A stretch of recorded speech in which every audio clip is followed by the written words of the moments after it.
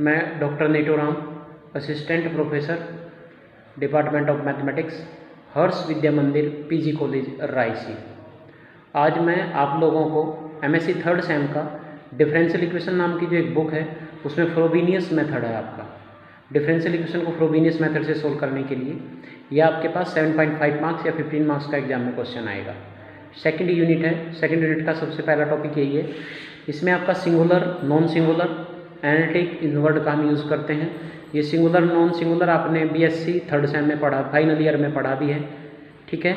उसके अकॉर्डिंग हम इन क्वेश्चंस को सोल्व करते हैं। बहुत ही आसान है, थोड़ा लेंदी होते हैं, आप इसको समझिए कैसे हमने करना है। ये क्वेश्चन दिया गया है x square y double dash plus x y dash plus x square minus n square into y बराबर 0। ये बेसल इक्वेशन, इसे बेसल इक्वेशन भी कहते हैं। आपके सिलेबस में लेजेंडर बेसल 2 ही दी गई हैं। और इस क्वेश्चन में साथ साथ लिखा है 2n इज नॉन इंटीग्रल। ये नॉन इंटीग्रल है। तो हम यहाँ पर हमने सबसे पहले इसको सोल्व करने के लिए हमने इसे एक्स स्क्वायर से डिवाइड किया, ये वाई डबल डैश आ गया, फिर प्लस एक्स आ गया अपॉन मैक्स, इसको चूज किया, पी एक्स आ गया, इसका कोफिशिएंट पी एक्स होता है वाई डैश का, ये क्यू एक्स होता है। अगर इनमें अपॉन में 0 रख देते हैं तो इनफाइनाइट बनता है, तो इसके लिए सिंगुलर पॉइंट हो गई, एनालिटिक नहीं है। और x into p x plus and x square into q x equals to x square minus n square है, तो x इक्वस टू 0 इसका एक रेगुलर सिंगुलर पॉइंट होता है, ठीक है। ये तो रेगुलर सिंगुलर पॉइंट है स्टार्टिंग का निकालने का। सोल्यूशन हम कैसे करते हैं, हम हर एक क्वेश्चन में ये सोल्यूशन मानेंगे y equals to summation m equals to 0 से infinity C M x to the power m plus K with C naught not equals to 0 be a solution of differential equation first. अब differential equation first में y double dash और y dash और y की हमें ज़रूरत है, हमने y तो एज्यूम कर लिया है, इसका हम डेरिवेटिव करेंगे, ये सी एम एम प्लस के आ जाएगा, x to the power M plus के माइनस 1 हो जाएगा। सिमिलरली एक बार फिर हमने इसका डेरिवेटिव किया और इनको इक्वेशन नंबर 1 में डाला। इक्वेशन 1 में देखिए हमारे पास एक्स स्क्वायर है, एज इट इज ये रखा, इसका कोफिशिएंट कौन है, वहाँ y डबल डैश है, तो हमने यहाँ से y डबल डैश वाले ये वाले टर्म लिखी, सी एम एम प्लस के minus 1 into X to the power M plus के minus 2 and plus second term में आपके पास x इंटू वाई डैश है, तो हमने x रखा और इंटू वाई डैश की वैल्यू रख दिया एम प्लस के माइनस 1 और प्लस लास्ट में है x square minus n square into y equals to 0 equation number 1 में, तो x square minus n square into y की वैल्यू रखी इक्वस टू 0। इन सबको कंबाइंड किया, एक्स टू एक्स की पावर एक जैसी कंबाइंड करी, एम की power M plus k plus 2 किया, फिर ये पावर एम प्लस के रखा हमने यहाँ पर, ये हमारे पास एम प्लस के प्लस 2 हो गया इक्वेशन 3। सबको सेपरेट कर लिया है, एक जैसी पावर कंबाइंड किया। इसके बाद का जो स्टेप होता है, हमने इसके इक्वेशन नंबर 3 हमने इसको एज्यूम किया है, ठीक है। इसके बाद का जो स्टेप होता है, आपको इसमें सबसे पहले m इक्वल्स टू 0 रखकर x की पावर को देखना सबसे छोटी कौन होगी। अगर आप इसमें m की वैल्यू 0 डालते हैं तो x की पावर यहाँ से k आएगा, यहाँ से k प्लस 2 आएगा, तो x की पावर k और x to the power k plus 2 में छोटा होता है x to the power k, तो हम इसमें x to the power k को के कोफिशिएंट को 0 के बराबर रखेंगे। तो यहाँ से आपने m की जगह 0 डाला तो ये आपका c नोट आएगा, यहाँ से k plus n into k minus n equals to 0। ये आपने किया इक्वेटिंग टू 0। देखिए equating to 0 the coefficient of smallest power of x that is x to the power k, तो c naught x plus k plus n k minus n equals to 0। चूँकि हमारा c note 0 नहीं है तो k की value plus minus N हो गया।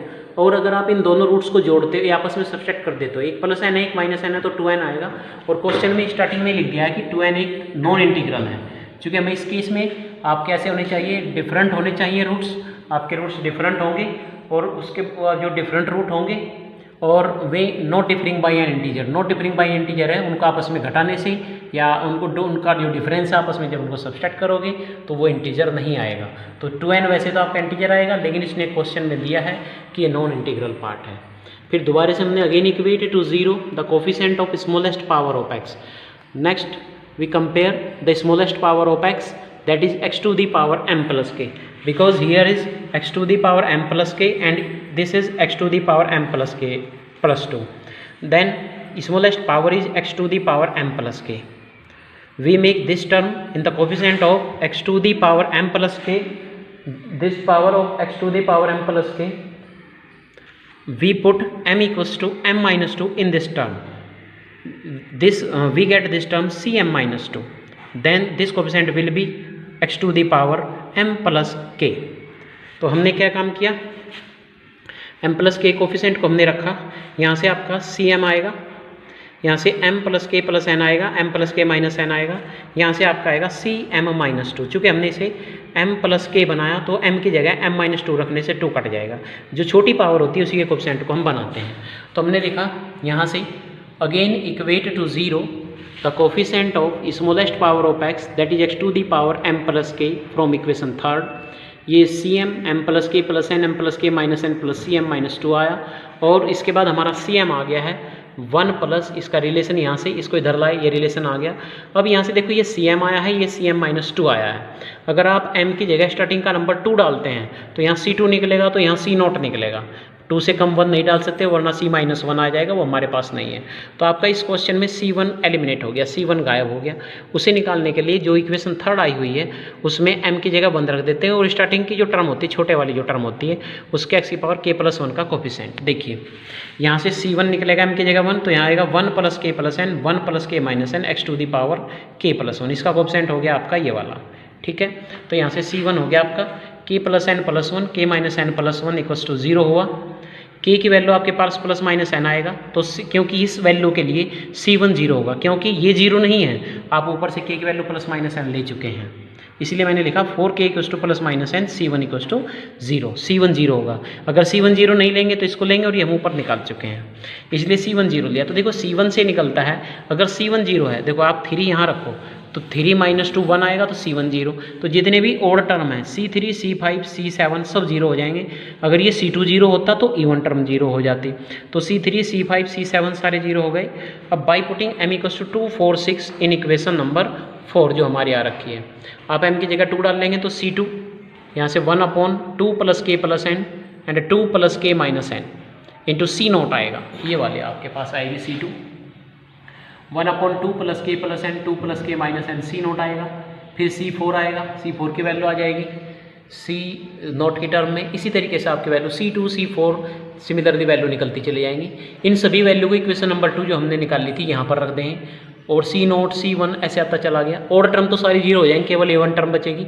सभी में c0 आपका आ रखा है, तो c0 x की पावर k कॉमन आएगा, ये बच जाएगा। ये टर्म ऐसी पूरी आएगी आपके पास इक्वेशन 5।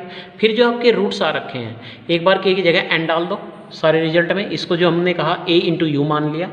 फिर k की जगह माइनस n डाल दो इस इक्वेशन नंबर 5 में, इसको हमने बी वी मान लिया। तो complete solution y equals to A you plus B v आपके पास हो जाएगा इस क्वेश्चन का, ठीक है। देखिए दोबारा से मैंने इस क्वेश्चन को किया है, बेसल इक्वेशन इसको कहते हैं। सबसे पहले इसका सिंगुलर पॉइंट्स मैंने निकाल लिया है, उसके बाद solution y equals to summation m equals to 0 to infinity C M x to the power m plus k, फिर y dash y double dash, उन सभी इक्वेशन को इक्वेशन नंबर 1 में रखा, सेम पावर कंपेयर किया, जो लाइक पावर था इनके कोएफिशिएंट इक्वेट किया। सबसे पहले सबसे छोटी पावर जो equate to 0 the coefficient of smallest power of x to the power k, ये k की वैल्यू प्लस माइनस n आया, ये इनका डिफरेंस किया 2n आया। हमने कहा कि ये आपका इंटीजर नहीं है, डिफर बाय इंटीजर है। और फिर इसमें से स्मॉलेस्ट पावर कोएफिशिएंट को 0 किया। फिर cm की वैल्यू निकली cm माइनस 2 के रेस्पेक्ट में, m की जगह 2 रखने से c2 आपके पास आ जाएगा, c4 आ जाएगा, c3 आ जाएगा, c1 गायब होने की वजह से इक्वेशन नंबर 3 में m की जगह 1 रखने से वैल्यू निकाल ली, c1 c3 c5 0 हो जाएंगे सारे। और इवन टर्म के लिए 2 4 6 इसमें हमने रख दिया है इक्वेशन नंबर 4 में। ये रखने c2 c4 आ गया, इन्हें इक्वेशन नंबर y वाली में रखा जो आपके पास सॉल्यूशन था इक्वेशन 2 में, y आ गया। फिर पहला रूट्स रखा तो ए यू मान लिया, दूसरा रखा तो बी वी मान लिया।